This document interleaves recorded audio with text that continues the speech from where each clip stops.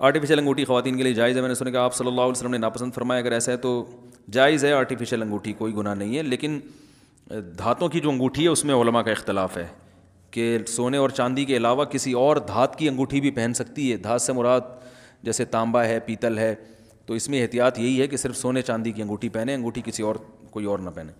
خواتین کا لوہے کی انگوٹھی پہننا، کیا خواتین لوہے کی انگوٹھی پہن کر نماز پڑھ سکتی ہیں؟ بنت آدم کراچی سے، بڑا اختلافی مسئلہ ہے علماء کے درمیان کہ خواتین لوہے کی انگوٹھی پہن سکتے ہیں نہیں پہن سکتی۔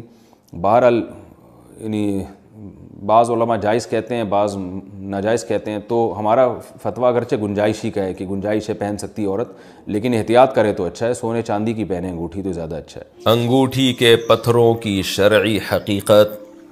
انگوٹھیوں میں جو مختلف پتھر استعمال ہوتے ہیں تو پتھروں کی شرعی حیثیت کیا ہے؟ محمود الحسن جدہ سے۔ کوئی شرعی حیثیت نہیں ہے، پتھر ایک پتھر ہی ہے، اس میں نہ کوئی تقدیر کا اس سے تعلق ہے۔ مجھے تو یہ بھی ایک قسم کی بت پرستی لگتی ہے کہ ابراہیم علیہ السلام نے کہا تھا نا بتوں کے بارے میں کہ یہ کیا پتھر ہیں جن کے انتم لہا عاکفون، جن کے سامنے تم مسٹنڈے بنے ہوئے بیٹھے رہتے ہو، تو یہ کیا ہے، یہ تم نے کیا ان کو اتنا پروٹوکول کیوں دے رہے ہو تم؟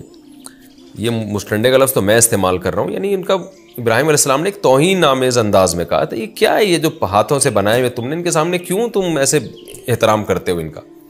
تو یہ جو انگوٹھیوں میں پتھر لگے ہوتے ہیں نا، جن کے بارے میں لوگوں کا خیال یہ ہوتا ہے کہ یہ والا پتھر میری جو ہے وہ ستارے سے سوٹ کرتا ہے، تو وہ بھی اس پتھر کا بڑا اکرام کرتے ہیں۔ تو پتھر پتھر ہی ہے، اس کو پتھر ہی رہنے دے۔ حضرت عمر رضی اللہ تعالیٰ عنہ نے تو حجر اسود کو جب بوسہ لیا تو کہا کہ تو ایک پتھر ہے جو نہ نفع پہنچا سکتا ہے نہ نقصان۔ میں نے تو پیغمبر صلی اللہ علیہ وسلم کو دیکھا ہے تجھے چومتے ہوئے، اگر میں نے پیغمبر کو نہ دیکھا ہوتا تو میں تجھے نہیں چومتا۔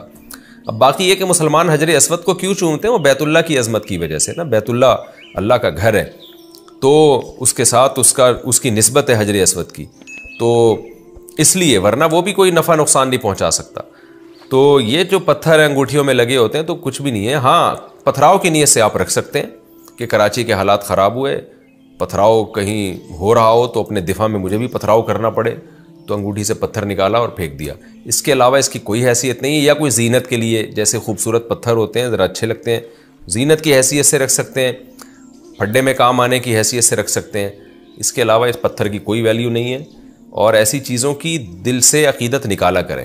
کسی آپ کے دوست نے انگوٹھی پہنی ہوئی ہے، پتھر لگا ہوا ہے، اور وہ کہہ رہا ہے کہ یہ جو پتھر ہے نا اس سے یوں ہو جائے گا یوں ہو جائے گا، یہ میری قسمت سے میچ کرتا ہے، بولتا ہے اس وقت اس پتھر کی توہین کیا کرے، بولے پاگل آدمی، اس استنجے میں کام کر لیا کر، اس سے نا استنجا کر لیا کر، تو اس طرح کی توہین کریں گے تو لوگوں کے دلوں سے عقیدت نکلے گی ان فضول چیزوں کی، ورنہ یہ تمیز سے یہ عقیدت نکلنے والی نہیں ہے لوگوں کی۔ میں نے بہت اس پر بیان کیا، علماء بھی کرتے ہیں، لیکن لوگ پھر بھی ان پتھروں سے عقیدت کرتے ہیں۔